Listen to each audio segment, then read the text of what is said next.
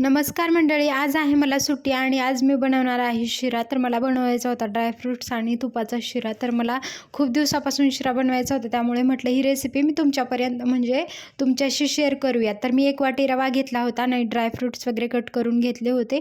तर मोठाच रवा घ्यायचा आहे. मोठा रवा, मला तर मोठाच रवा आवडतो शिऱ्यासाठी. कोणाला जर बारीक रवा म्हणजे आवडत असेल शिरामध्ये यूज करायला तर तोही करू शकतात, पण त्याच्याने खूप चिकट असा शिरा बनतो. आणि हा दाणेदार जर आपल्याला तुपाचा जास्त शिरा हवा असेल तर मोठा रवा घेतला तर तो खूप छान होतो. मी एकीकडे पाणी गरम करायला ठेवलं होतं आणि तोपर्यंत माझं पाणी गरम झालं होतं. तोपर्यंत मी इकडे एका कढाईमध्ये तूप घेतले. आपल्याला 3 ते 4 चमचे असं तूप घ्यायचं आहे, किंवा आपल्याला जेवढा म्हणजे आपण रवा घेतला आहे त्याच्या क्वांटिटीनुसार आपण तूप घेऊ शकतो, 2 ते 3 चमचे वगैरे, ज्याच्यामध्ये आता आपल्याला ड्रायफ्रूट्स वगैरे भाजून घ्यायचे असतात. मग मी इकडे तूप घेतलं होतं, तोपर्यंत थोडंसं मेल्ट होऊ दिलं तूप. आणि त्याच्यामध्ये आता आपण ड्रायफ्रूट्स भाजून घेणार आहोत. जेव्हा तूप आपलं थोडंसं हे होईल तेव्हा त्याच याच्यामध्ये आधी ड्रायफ्रूट्स भाजून घ्यायचे आणि मग त्याच्यामध्ये नंतर रवा भाजून घ्यायचा. मग अजून परत वेगळा रवा भाजून घेण्याची किंवा आधी काहीच गरज नसते. तर मग अशा प्रकारे मी ड्रायफ्रूट्स वाटून घेतले होते, त्यामुळे त्याचं थोडंसं पावडर झालं, त्यामुळे ते थोडंसं लाल झालं तुपामध्ये. आणि मग नंतर मी ड्रायफ्रूट्स जे 2-3 काजू, बदाम आणि पिस्ता घेतले होते. मग त्याच याच्यामध्ये मी रवा टाकला आणि मग इकडे मी रवा भाजण्यासाठी ठेवला आहे. मंद आचेवरती आपल्याला थोडासा लाल होईपर्यंत रवा भाजायचा आहे. मोठा रवा घेतल्यानंतर खूप दाणेदार असा शिरा होतो आणि तूप आपण जेवढं जास्त वापरलं तेवढा शिरा छान होतो. आणि त्याला खरपूस असा रव्याला कलर येऊ द्यायचा आहे. आणि मग त्याच्यामध्ये आपल्याला जशी साखर वगैरे हवी आहे तशी टाकून घ्यायची आहे. तर बघा अशा प्रकारे 2 ते 3 मिनटामध्येच माझा रवा जो होता भाजून झाला होता. इकडे मी इलायची घेतली होती वाटून, 2-3 इलायची आपण बारीक करून वाटून घेऊ शकता. तर मग तोपर्यंत रवा भाजतच होता. मंद आचेवरती भाजण्यासाठी थोडा वेळ लागला. आणि जे लाल लाल त्याच्यामध्ये रव्यामध्ये दिसतंय ते ड्रायफ्रूट जे भाजलेले होते तुपामध्ये त्याच्यामध्येच मी टाकल्यामुळं ते लाल झाले. मग तोपर्यंत मी इकडे साखर घेतली होती. जेवढा रवा घेतला त्याच्यापेक्षा खूप म्हणजे थोडीशी कमी प्रमाणात साखर घ्यायची. मोठी साखर असेल तर आपण प्रमाण त्याचं थोडं कमी घ्यायचं. जर 1 वाटी घेतलं तर पाऊण वाटी वगैरे आपण घेऊ शकतो साखर. मग अशा प्रकारे मी साखर जी होती ती रव्यामध्ये टाकली आणि थोडंसं आपण हलवून घ्यायचं आहे. आणि मग त्याच्यामध्ये जे गरम केलेलं पाणी आहे ना ते आपण टाकू शकतो.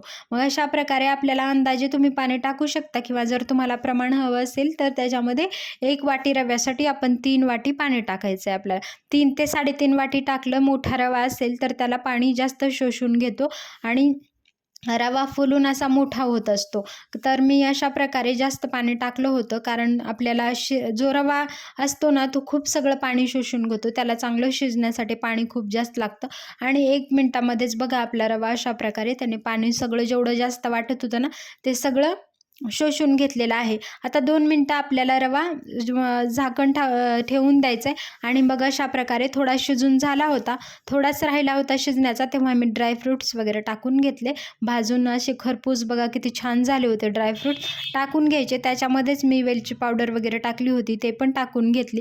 आणि अशा प्रकारे खालीवरी करून घेतलं, म्हणजे हलवलं थोडंसं.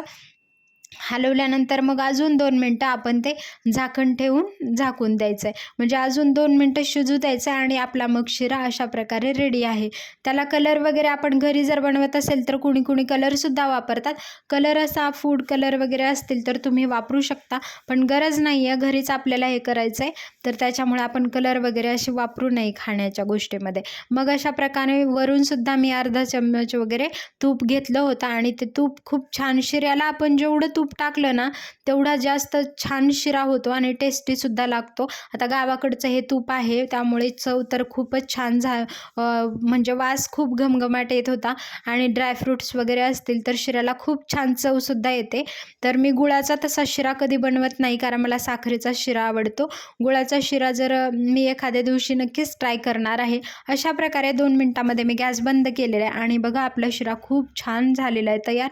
असं आता मी वाढून घेते आणि तुम्हाला दाखवते की शिरा कसा झालेला आहे. याची टेस्ट खूप छान झाली होती. आणि ना आपल्याला कधी-कधी नाश्त्याला काही गोड खायचं असेल तर शिरा हा खूप सोपा ऑप्शन आहे आणि 10 मिनिटामध्ये बनवूनसुद्धा रेडी होतो. याला बनण्यासाठी खूप जास्त वेळसुद्धा लागत नाही आणि अशा प्रकारे खूप छान शिरा तयार झाला होता. पौष्टिकसुद्धा असतो आणि तूप तर आपण कधी-कधी खाल्लंच पाहिजे. ज्यांच्याकडे गावाकडचं वगैरे तूप असतं तर त्यांना तर खूप चांगलं ऑप्शन आहे हा. तुम्ही नक्की बनवून बघा आणि माझी रेसिपी आवडली तर माझ्या चॅनलला नक्की सबस्क्राईब करा. असेच नवनवीन व्हिडिओज पाहण्यासाठी माझ्या चॅनलला नक्की फॉलो करा. भेटूयात पुढच्या व्हिडिओमध्ये. धन्यवाद.